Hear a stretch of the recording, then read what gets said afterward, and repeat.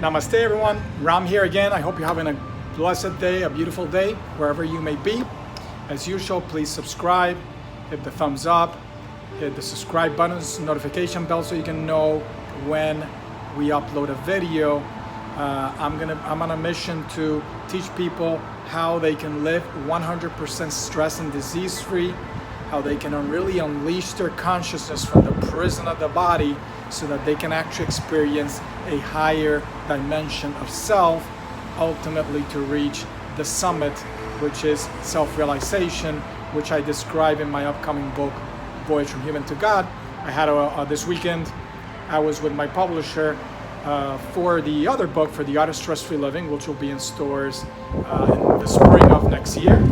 I will have actually physical copies of the book in the coming days. So if you're interested in a signed copy, comment below or reach me at social media or go to my website at Ramasurdatree and there leave me your email and the email send me your address and I'll be able to get that to you free of cost.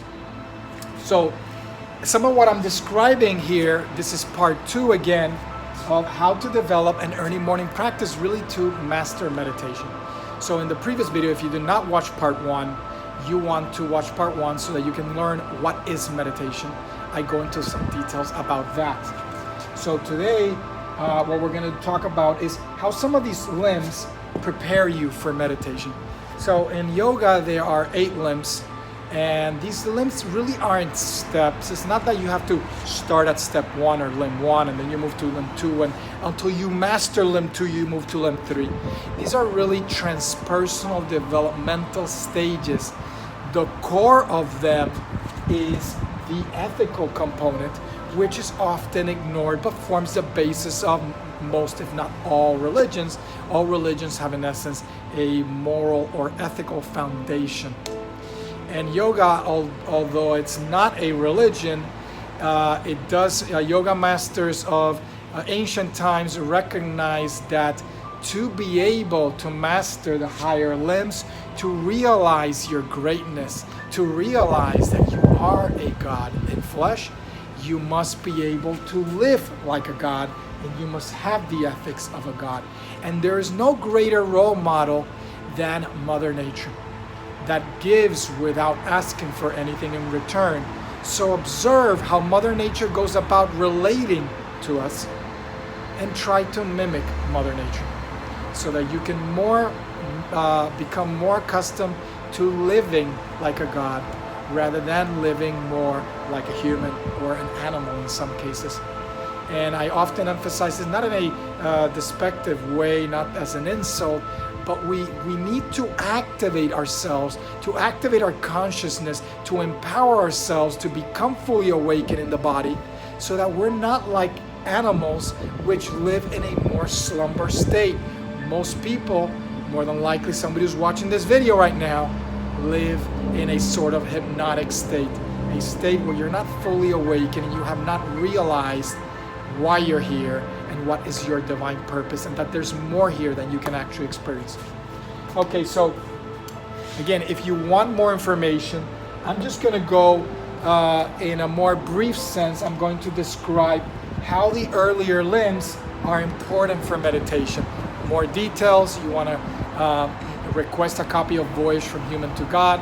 I will be creating a book launch team on Facebook, and I will be adding people there that are interested, that will be part of that book launch, that will be receiving an advanced copy of the book before it's actually made available to the public. And if you're interested in that, comment below or reach out at Ramasurdatree on social media. Okay, so the ethical components are really emphasizing my relationship with myself and my relationship with the world around me, with others. And if I don't know how to relate to myself and to others, it's going to put me in conflict with the world and the universe as a whole. And of course, if you observe Mother Nature, if it's outside of the influence of humans which are ruining it, Mother Nature is not in conflict. It is always in balance. We have to learn to stop pushing ourselves towards disorder, where disease lies, where problems lies, where stress lies, and move ourselves more towards order and stability and clarity and balance, what is known in yoga as sattvas or sattvic state of mind. You're nurturing and cultivating within you these higher qualities. And therefore, if you not only do you want to cultivate them within yourself, but you want to actually put them in action. And so this yama and niyama is how you go about doing that. How do you go about being 100% non-violent, peaceful, nurturing, loving, truthful, kind, able to surrender the self, the reduced self, for higher self. So if you want to learn more about the yamas and the niyamas, you want to check out Voyage from Human to God. I think that of all the books, and I'm very well versed in literature. I've read so much in my lifetime, in my short lifetime, that I can tell you that there is no description of these limbs of yoga as you will see in the Voyage from Human to God. It is a truly masterpiece, in my opinion. Not because I wrote it was highly inspired, it's more channeled, if anything. So I don't really necessarily take credit for it, even though there's some elements of me within that book. But it's not really about me, it's about the greater picture. It's a great book, and I highly recommend it, as I recommend The Art of Stress-Free Living. All right, so if I do not know how to live like God would, mimicked perfectly by Mother Nature, then how do I expect to reach these higher states where ultimately the goal of meditation is to be able to concentrate on the state of union that is called self-realization, where you will identify yourself with your true self or God. Not a reduced version, not a humanized version, not a version of God that's made out into some image, whether it's Buddha or Jesus or Muhammad or whatever it is, or some temple. It's not any of that. It's actually something much more, and yet nothing at the same time. And so it's something that has to be experienced. And I do my best in the Voyage from Human to God to describe this whole journey going from human to God. And this is really the goal of yoga. Yoga is not to be doing fancy postures to show off that how much you can bend your back or lift your leg behind your head. All those things are fine. They're good for your body, keep your body subtle. They actually do help. Let's get into that now. The asana part actually helps you because it provides you with health so that your body's not an obstacle. My body is frail and diseased and things of that nature, although the asana itself will not keep you 100% healthy. So those are elements that I start going into the Art of Stress-Free Living book, but I will be going into more details in my DNA Hacker Secrets book that I'll be working on this fall, and will be probably the ebook will be out sometime in the spring, and the actual book in stores about a year after that. Yes, publishing companies are very slow, as I've learned with working with them last year or so. And so my body needs to remain healthy and balanced, and the flexibility is really for reducing stiffness and pain. So as I work in asana, so sometimes I work with clients and I notice that when they sit, their leg may not be as flexible, so they need to start working on loosening the body, being more comfortable to be able to sit for extended periods.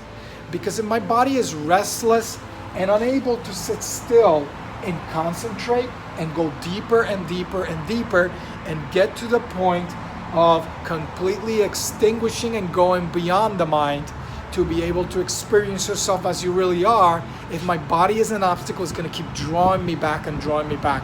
An itch, a pain, discomfort, my leg fell asleep, so on and so forth. So what asana is really, in a broad sense, is designed to prepare, to make you fit. So masters of ancient times, a long time ago, when they had students in their forest ashrams, they would Notice that some of them were just unfit for extended meditation, so they developed a system of exercises to prepare them for that. Asana has other benefits once you master some higher limbs, that then you can go back and bring some of this energy work, concentration work, etc. You can bring it to your asana work, so that now your asana is more than just holding a pose. You're actually doing some other work that is deeper, and you're moving energy through your body and things of that nature. But that's a bit more advanced. I only teach that to more advanced students. All right, so we have the ethical component, we have the body component. These are two that are very highly accessible to me. I can relate to my body very well. I take care of it on a day-to-day basis. My ethics is something that I can work on. I'm relating to people all the time and to myself. I can introspect, I can sit, and remember that meditation, I mentioned this in the summary below, meditation is not introspection.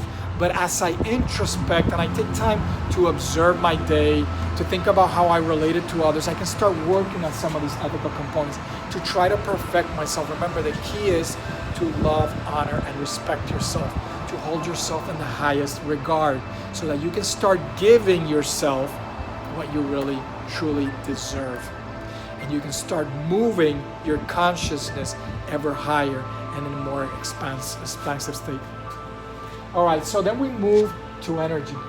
So pranayama, which if you practice yoga, you may have heard of and practice, or you've done some training, typically is taught in yoga studios, more concentrated on just breath. So they'll be doing some breathing, and typically it's just maintained at that. Teachers I've seen, many of them will teach maybe the bandhas or the muscle locks, certain muscle contractions, but without any real understanding of their use, their purpose, and their relationship to some of the higher limbs, particularly concentration, so that you can actually use those contractions to open certain gates, to relieve certain locks that are limiting the reservoir of energy that you have access to. So really, pranayama is learning to first master the breath, which helps you with mastering the mind, some of the higher aspects of higher limbs, so to gain better control of the mind. And two, to gain greater control over subtle energies. You can get to the point where you don't need to do breath work. You can, at will, with your own concentration, draw the subtle energy in, or the prana, or the chi, or whatever you want to call it. You can draw it in through the skin, through your meridians, for example. You can draw it through the base of the spine, through the different chakras, especially the three lowest ones. And you can draw that upwards to empower, revitalize your nervous system. In Voyage from Human to God, I talk about the two aspects of the nervous system, the voluntary and the involuntary.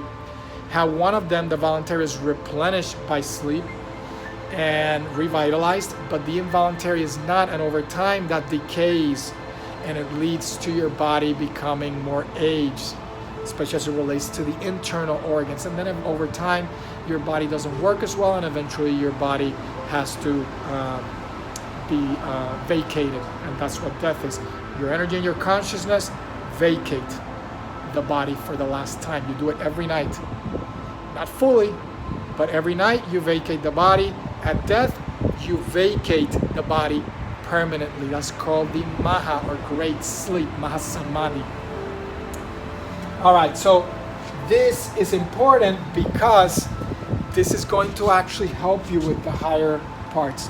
It's going to help you to start to tame the mind.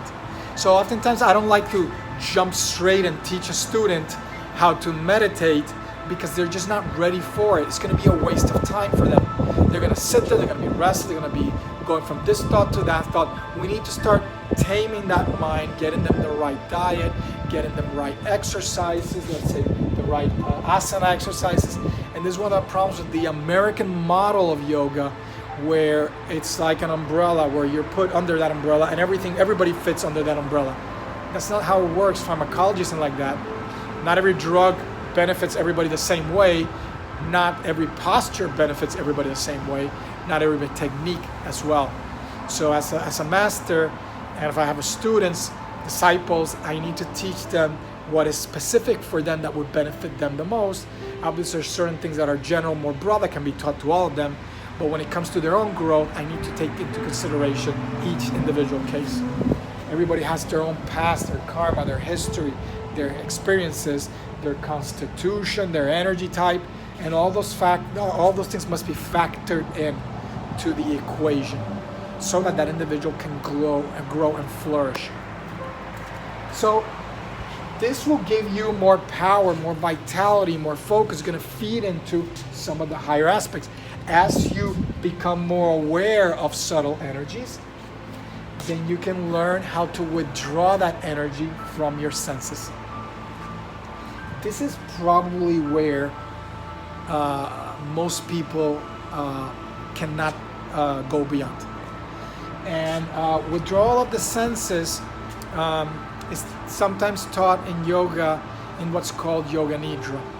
So it's a form of concentrated relaxation where you go through each body part and you're relaxing, you're trying to become aware of more subtle aspects of yourself, and you try to start to withdraw and relax everything until eventually you can reach a really deep state of relaxation where the body is no longer an obstacle. Of course, you will be doing it lying down if you don't fall asleep. I prefer to practice meditation lying down. That's the Himalayan way of doing it. And if you fall asleep, then obviously the lying down will be counterproductive to meditation. But that would be a great way to do it because your body is less of an obstacle. You're not worried about stiffness. You're not worried about your back. You're not worried about your body toppling over. Although if you sit in the right position, typically lotus posture with the legs crossed, one and then the other one, and if you're really, really well centered, you won't really topple over. But you can also sit like that and be sitting with, like with something on supporting your back. Some yogis will use this kind of cane-looking objects, like a stick, that then rests under their chin so that it props their head up. So they're sitting there in meditation and their head is being, the whole head and back is being held up so it doesn't fall. Whichever way, you have to find what works for you. You have to find what works for you, but what keeps you in a really strong, alert, concentrated state. That's why it takes time. You have to go through flowing through the limbs and slowly mastering. You'll find that you're going to be more in this realm. And as time progresses, you move slowly towards this realm. I don't really think that teaching somebody just meditation right off the bat, what they're, in essence, a lot of people are teaching, it's not really meditation, it's other forms. It's like maybe a training of concentration. Maybe they're teaching some guided imagery, some guided relaxation, some stress reduction, things of that nature. It's if I'm just sitting there and I'm trying to concentrate on my breath, and if I get distracted, I bring myself to the breath. What am I doing? I'm just practicing concentration. I'm not meditating. Meditation is sustained concentration, and from a yoga standpoint, true meditation of the highest form is meditation on the true self God, which I go into a lot more detail in Voyage from Human to God, which I won't hear today because it's not really relevant for the majority of people who will be watching this at this point right now. And so this one is actually important because you can actually, even sitting, and I've had this experience, you sit and you learn to withdraw the energy and consciousness from the body, from the senses. And when you get to about here, now you've pooled and concentrated in everything here. Now, what it feels like is as if you do not have any body, you don't feel your body. It's as if you feel like as if your head is just levitating. And in your consciousness, the body ceases to exist. You can get to the point where you elevate, and of course what happens at night, I exit through the brainstem. And what happens there is that these areas here, the brainstem regions remain active, and so my heart rate and my breathing persist. But you can actually master it to the point where you exit at a higher level, And when you exit at a higher level, you actually shut down everything in the body. It looks as if you were in a certain catatonic or death-like state, but in fact that's reversal. That's absolutely safe. And you exit consciously. Rather than losing consciousness, which you do every night, you exit consciously and can continue to partake not only in your practice of meditation, but astrally, which is amazing, because the body is no longer an obstacle. There's a lot less distractions and noise, and you can maintain that state of concentration. It's a beautiful experience that I wish I could share with you, but you must practice, and I can help teach you how to master these limbs, unlike probably most, if not all, people that you've interacted with. Because I only, if I believe in one thing, it's that you must experience it directly. And so whatever I teach, I must have experienced myself. Otherwise, it's hearsay, it's somebody else told me. And oftentimes I see that. I see even some yoga masters, when they speak, it's as if they're saying what their guru told them. It's not necessarily what they experience themselves, and this is obviously not every teacher, not every master. There's some that have put a lot of effort and have experienced themselves, but I see a lot of like secondhand knowledge. There is no greater knowledge than direct experience. You must practice, master it yourself, and experience it yourself. So this allows me to be able to now focus on the higher limbs without having any problem of distraction.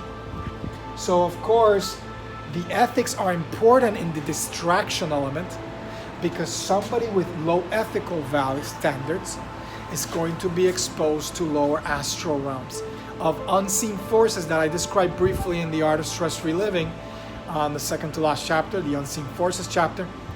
These are forces that are going to be impacting my consciousness, that are going to be putting fear and doubt and worry and anxiety and mental illness and other sorts of other stuff into my consciousness, into my mind, and are going to provide obstacles in the way of my own enlightenment. So once I'm able to remove all these obstacles, whether it's these unseen forces related to, remember there's a law of affinity. If I am an angry person, I'm going to attract angry forces towards me, angry thoughts. If I'm a jealous person, the same thing. So what you want is to attract peace and harmony and love and tranquility and beauty, etc. All these things that are only going to serve to nurture, to support you, to elevate you, to expand you, not to weigh you down, not to contract you, not to get in the way.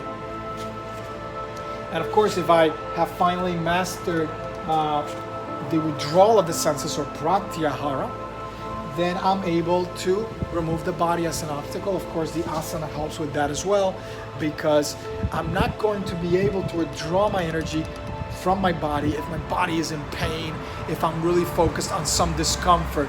I must be able to sit, soften, relax.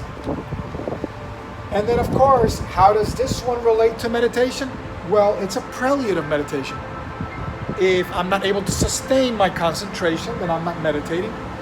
I'm practicing concentration, or dharana. So I keep practicing and practicing. My concentration, the span of my attention starts to expand and expand. I talked about that in the previous video, how you can expand the time that you're able to maintain your attention on a focal point. And you're able to reduce the distance that your attention drifts away from the focal point. This is a frontal lobe. So meditation is really a training of the lobe that makes you human, the one that was most recently acquired in the evolution of man, which is the frontal lobe. This is the one that meditation will strengthen, the prefrontal cortex, that I studied for about a decade or so at Yale University, Yale Medical School. So I know this brain area well. I know how it relates to humans, how it relates to everyday life, and having practiced meditation for a long time, I've learned how it relates to meditation. And of course, another thing that concentration does, it increases your focus and your power so that you can sustain your concentration and hold it. so that when you have these dynamic experiences in the now, where you have these higher dimensional experiences, astral experiences, and even beyond that, that you're able to sustain them and not be pulled back into the body, so that you have an experience that is more real, tangible, and not like a dream, that it's so real like you're experiencing it right now, but without these intermediaries in the way. You experience yourself exactly as you are. And of course, we get to these transitions into dhyana, and dhyana then allows me, I can then sustain my concentration. So you can't really expect to meditate in a day or two. You know, it's unrealistic. A lot of people are just out there just selling these fool's gold, or whatever the saying is. They're selling things that are not real. And there is no quick fix. There's no magic bullet. There is nothing that can replace your hard work, your work ethic. You have to do it yourself. The teacher, the master, the guru can teach you the techniques, the methodology, can provide some of their own developed grace as a form of energy or shaktipat that they can bestow on that student, so that that student can become vitalized and energized and can maintain and sustain their practice. And of course, that's why a student or a disciple will be alongside the master for years or decades sometimes, until they're ready to stand on their own 2 feet. That is why my goal with all of this is not to create a dependency on me. I want you to have no dependency on the medical system or a psychologist or a guru or whatever. You can find, my goal is to help you find and discover your own inner guru, your own inner teacher. Everything is already within you. You just have to seek and find it. But of course, we first must confront the things that contract us, that weigh us down, those dark things that sometimes we want to ignore. We want to keep ourselves distracted in the exterior rather than focus on what is really affecting us. And we really must start to encounter the darkness within us, so that we can then experience that light and that beauty and that radiance and that truth. And so once you get to meditation, then eventually, as I explained in the previous video, you can extinguish and go beyond the mind. You can reduce your focal point to the tip of the size of a needle, and all of a sudden it vanishes. Everything that you are, that you think you are, that you hold on to and that you cling on to as forming you, the so-called ego, trapped in a body consciousness, it disappears, thoughts disappear. And now all of a sudden you find yourself in a way naked, vulnerable, and free. And in that state, which requires immense control and willpower, because you're fighting right now the ego and its instinctual, enormous fear response that I describe in Voyage to God in the self-surrender section. That's one of the Yamas. And I'm trying to prevent that fear from collapsing me from this infinite, expansive state of full, complete awareness, where it's lacking nothing. It's the most beautiful state. It is the greatest gift that you could ever give yourself. And it is the one thing that everybody wants, and yet they're seeking in the wrong ways. Seeking it with substitutes in the exterior that will never give them what they really want and crave and desire. And so once you reach that state, you reach this point of quietude, of just perfect stillness, emptiness, that in yoga is called Samadhi. In other traditions it may be called something else. And you reach this perfect state of stillness where you go beyond the mind to now rest as you are. Your true self is experienced directly. You experience what it is to be a God, to be infinite, full of potential and creativity, where everything is open to you. You experience Satchit Ananda, or truth, consciousness, and bliss. Not just a reduced truth, not a reduced relative truth, but an absolute truth. You realize yourself as the source of everything. from that point on, you work at increasing the time that you can hold that state and how you can then channel it and bring it to the now, so that then you can share it with others, so that you can then help others experience that state of bliss and truth and pure consciousness. Well, I hope that served you well. If you have more questions, feel free to reach out to me on social media. And I really strongly urge you, get the Art of Stress-Free Living book to start to begin the healing process that gets in the way of all of this.